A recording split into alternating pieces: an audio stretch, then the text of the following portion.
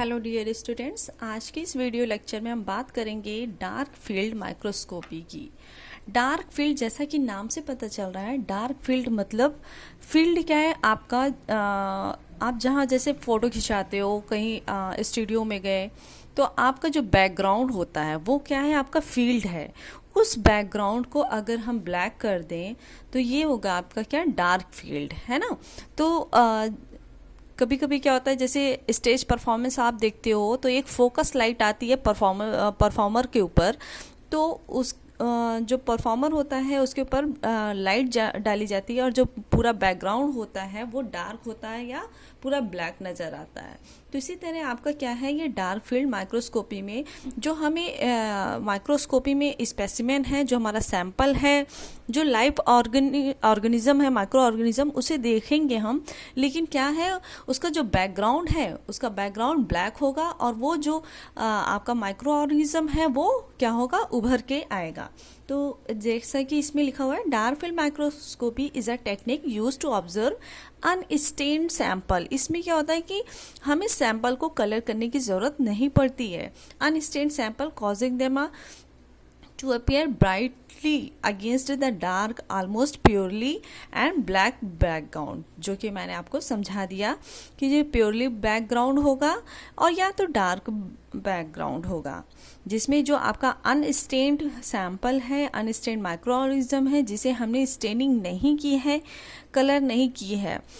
जो एक और माइक्रोस्कोपी होता है वो होता है light field microscopy, sorry bright field microscopy. Bright में क्या होता है कि हम जो बैकग्राउंड होता है उसे ब्राइट रखते हैं, ऑलमोस्ट वो वाइट होता है, तो उसका जस्ट अपोजिट होता है। डार्क फील्ड माइक्रोस्कोपी में बैकग्राउंड ब्लैक रखते हैं या डार्क रखते हैं, और जो लाइट ब्राइट माइक्रोस्कोपी होता है उसमें बैकग्राउंड हम लाइट रखते हैं। इसके प्रिंसिपल की बात करें तो it is a technique which eliminate scattered light from the sample image. ये एक टेक्निक है जिससे लाइट जो एलिमिनेट हो रही है वो स्कैटर्ड हो रही है इमेज से। This yield is a image with a dark background around the specimen. It is essentially to the complete opposite of the bright field microscopy, जो कि मैंने आपको बताया कि ये अपोजिट होता है ब्राइट फील्ड माइक्रोस्कोपी की, क्योंकि ब्राइट में हम जो बैकग्राउंड रखते हैं वो लाइट रखते हैं, डार्क में जो बैकग्राउंड रखते हैं वो हम ब्लैक करते हैं। तो ये जो डार्क बैकग्राउंड होता है वो किस वजह से होता है, वो अभी मैं आपको इंस्ट्रूमेंटेशन में वर्किंग में मैं बताती हूँ। ये जो प्राइमरी इमेज होती है इसका जो गोल होता है वो डार्क फील्ड टेक्निक का ये इन्हेंस करता है कि आपका contrast end of unstained sample.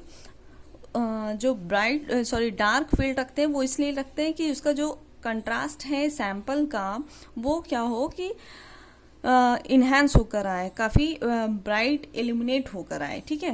Instrumentation की बात करें तो to view a specimen to a dark field we used dark field condenser instead of the normal condition. अभी तक जो भी माइक्रोस्कोपी कंपाउंड माइक्रोस्कोपी का डिस्कस किया हमने, और आपका फेस कंट्रास्ट माइक्रोस्कोपी का, तो उसमें जो कंडेंसर होता है वो ऑलमोस्ट नॉर्मल कंडेंसर होता है जो सभी में यूज़ होता है।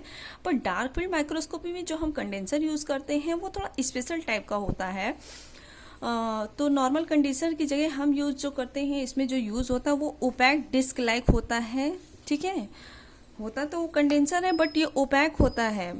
ओपैक मीन्स ये क्या होता है कि लाइट को इनहिबिट करके रखता है। अभी ये आपका डायग्राम में मैं समझाऊंगी। ये ओपैक लाइट स्टॉप, ये एनुलर रिंग टाइप का ही होता है। ठीक है, जो कि फेस कॉन्ट्रास्ट माइक्रोस्कोप में पढ़ा था। ये जो ओपैक डिस्क होता है ये क्या आपका करता है, डिस्क ब्लॉक द लाइट, ये लाइट को ब्लॉक करता है that would inter lens directly, जो कि लेंस पर डायरेक्टली नहीं पड़ती है। Only the light is reflected of the specimen, सिर्फ लाइट रिफ्लेक्टेड होकर स्पेसिमेन से होते हुए तब आपके ऑब्जेक्टिव लेंस पे जाती है। ये रही इंस्ट्रूमेंटेशन की बात। Because there is a no background light, क्योंकि बैकग्राउंड लाइट नहीं होती है, the specimen appear light against the black background. इस तरह से कि जो आपका सैंपल है वो लाइट दिखेगा अगेंस्ट द ब्लैक बैकग्राउंड के। अब ये जो ब्लैक बैकग्राउंड हो रहा है वो कैसे हो रहा है उसको हम देख लेते हैं। ये आपका रे डायग्राम है या लाइट डायग्राम आप कह सकते हैं। ये क्या है, आपका लाइट सोर्स है। ये आपका क्या है, लाइट सोर्स है। ये लाइट सोर्स लगभग आपकी जो होती है 400 से 700 नैनोमीटर होती है, ठीक है, 400 से 700 नैनोमीटर होती है लाइट सोर्स। अब यहाँ से लाइट हमने फॉल की, लाइट गई, यहाँ पे आपका ओपैक लाइट स्टॉप होता है या एनुलर डायफ्राम बोल सकते हैं, एनुलर रिंग जैसा ही होता है, ये यहाँ पे प्रेजेंट होता है ओपैक लाइट स्टॉप। ये क्या होता है कि लाइट को आपके डायरेक्ट कंडेंसर पे फॉल नहीं होने देती है, जो कि कंडेंसर से कहाँ पे आज आपके स्पेसिमेन स्टेज पे जाएगी, स्पेसिमेन प्लेट पर जाएगी जहाँ आपका सैंपल रखा हुआ है। तो ये लाइट को स्टॉप कर देती है, इसलिए लाइट क्या होती है कि यहाँ से साइड से कॉर्नर से जाती है। तो इस तरीके से कंडेंसर पे डायरेक्ट लाइट नहीं पड़ी और कंडेंसर से डायरेक्ट आपके सैंपल पे नहीं पड़ रही है। तो ये जो कंडेंसर तक लाइट जा रही है, ये आपकी क्या है, जो लाइट कॉर्नर से होके ओपैक डिस्क के कॉर्नर से होते हुए जा रही है, वो आपके सैंपल पे जाएगी, सैंपल पे जाएगी। जो लाइट आपकी सैंपल पर फॉल होगी वो तो स्कैटर्ड होगी। जो लाइट आपके सैंपल पे फॉल नहीं हो रही है, क्योंकि इसने डायरेक्ट लाइट को जाने से रोक रखा है, किसने, ओपैक डिस्क ने, तो आपके सैंपल पर नहीं जाएगी। ये आपका सपोज ये क्या है, आपका सैंपल है, ठीक है। अब लाइट यहाँ से हो रही है, अब इस पे सैंपल से यहाँ ना जाके ऐसे स्कैटर्ड हो रही है, ठीक है। तो इसका ये रिफ्लेक्ट होकर आपके ऑब्जेक्टिव लेंस पे जाएगी। तो ये जो बैकग्राउंड, इसका जो बैकग्राउंड है, जब लाइट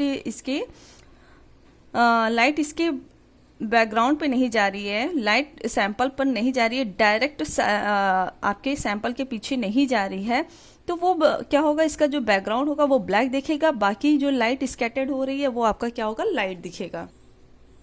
तो इस तरह से जो लाइट सैंपल पर फॉल नहीं हो रही है वो लाइट आपकी स्कैटर्ड नहीं होगी और ना ही ये ऑब्जेक्टिव लेंस तक पहुंच पाएगी। और जो लाइट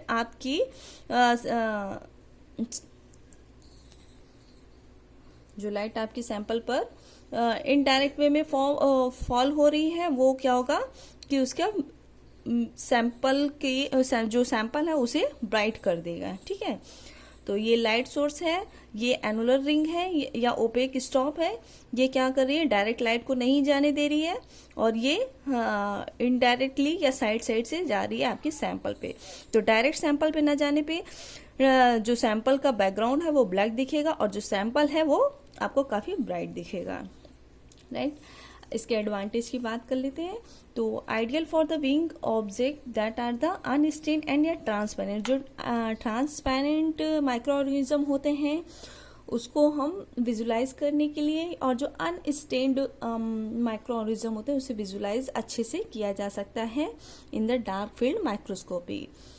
ये इसमें क्या होता है कि एक्सटर्नल फीचर या आउटलाइन बाउंड्रीज को देखने के लिए बेसिकली इसका यूज होता है। डिसएडवांटेज की बात करिए तो ये बहुत ही सेंसिटिव होता है to the dust, small amount of the dust will already light up of the dark field. Dark field होने की वजह से इसका जो अगर इस पर डस्ट पार्टिकल आ जाते हैं तो वो भी सैंपल के साथ साथ काफी विजुलाइज होता है, ठीक है। इसका जो डायग्नोसिस अगर आप देखें इसका यूज, तो ये क्या होता है कि सिफिलिस को डायग्नोस करने के लिए होता है, जो कि ट्रिपोनिमा पैलिडम की वजह से होता है, और ये ब्लड सेल्स को देखने के लिए होता है, बैक्टीरियल आइडेंटिफिकेशन या और एल्गी आइडेंटिफिकेशन के लिए इसका यूज होता है बेसिकली। तो आज के इस वीडियो लेक्चर में मैंने आपका कवर कर लिया dark field microscopy. Next video lecture में इलेक्ट्रॉन माइक्रोस्कोपी डिस्कस करेंगे। Thank you everyone.